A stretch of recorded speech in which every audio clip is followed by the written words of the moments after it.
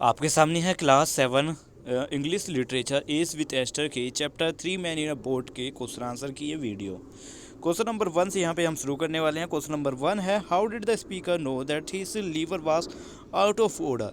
क्योंकि स्पीकर को कैसे पता था कि उसका जो लीवर है वो सही नहीं है, यानी लीवर में प्रॉब्लम है।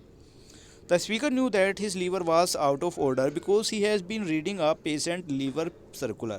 क्योंकि स्पीकर ने को पता था कि उसका लीवर में खराबी है, क्योंकि लीवर में प्रॉब्लम है, क्योंकि उसने पेशेंट लीवर पिल सर्कुलर पढ़ा हुआ था, जिससे को पढ़कर कोई भी इंसान ये पता लगा सकता है कि उसका लीवर ठीक नहीं है या उसमें कुछ प्रॉब्लम है। Next question number 2, Y did the speaker feel that he was a hospital in himself. He felt that he was a hospital in himself because he remembered going to a British museum one day and read up the treatment for some alignment, and then he go a book and read all about all he could read. Then he idly turned the pages and began to lazy study the disease and thought that he had all that disease in him।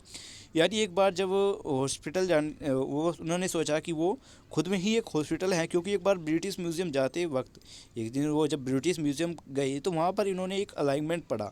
एक alignment जिसमें book में सब कुछ लिखा हुआ था उस page पर कि एक इंसान के अंदर क्या क्या बीमारी हो सकती हैं। तो वो जब बीमारी पढ़ी तो उन्होंने सोचा कि ये सारी बीमारी उसके अंदर ही है। तो उसने खुद को सोचा कि खुद ही मैं एक हॉस्पिटल हूँ जिस पे कोई भी स्टडी कर सकता है, कोई भी doctor. Question number 3, why did the speaker decide to go to the doctor. Speaker ने डॉक्टर के पास जाना के लिए क्यों सोचा। The speaker decided to go to the doctor so that the doctor could practise on him then out of 1700 patient as he thought that he had all the diseases in him. यानी speaker ने ये फैसला इसलिए लिया क्योंकि वो सोचता था कि डॉक्टर उस पर अपनी प्रैक्टिस कर सकता है, क्योंकि डॉक्टर 1700 पेशेंट पर अपना समय क्यों गवाए जबकि वो सारी बीमारी इन्हीं के अंदर मौजूद है। Question number 4, what was the outcome of his meeting with the doctor. Doctor से मिलने के बाद उसका क्या नतीजा आया। The outcome of the meeting was that the doctor was the doctor opened him and looked down on him and clutches him wrist and then hit him over the chest, then buttered the side of his head and wrote out a prescription। इसके बाद उन्होंने बस थोड़ा सा check करने के बाद उनके जैसे मुंह को खोल कर देखा, उसकी chest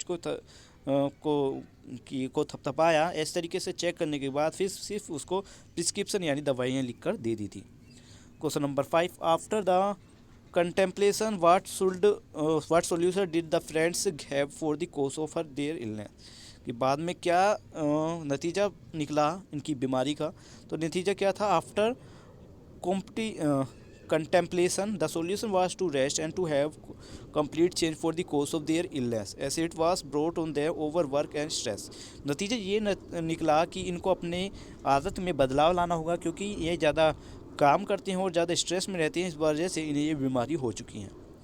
question number 6, based on the description given by the George, what kind of place were they looking for। They were looking for the some retired and old world sport far away from the madding crow, drowsy lane, half forgotten node, hidden away from by the fairies, out of reach of the noisy world, quaint perched on the cliff of time where surging waves of the 19th century world sound far off and faint। ये वो directions थी यानी वो जगह थी जहाँ पर इन्होंने सोचा था कि हम यहाँ पर जाएंगे। जॉर्ज ने ये आइडियाज़ दिए थे। Question number 7, what suggestion was finally agree upon. आखिरी कौन सा सजेशन था जिस पर ये सारे एग्री हो गए, जब मान गए यानी।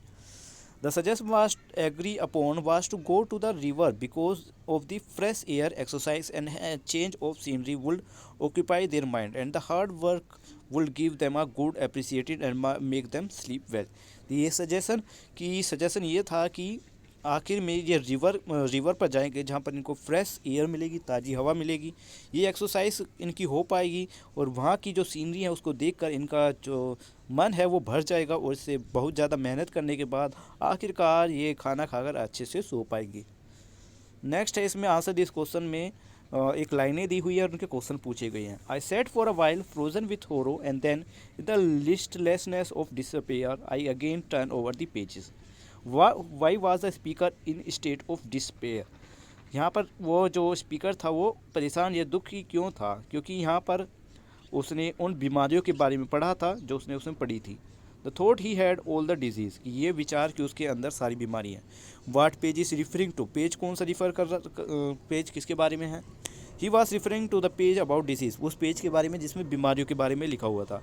What was the contents of the pages, pages में क्या था, प्री मॉनिटरी सिम्टम्स, कि वो सिम्टम्स जो बीमारी से पहले हम किसी भी इंसान के अंदर नज़र आते हैं।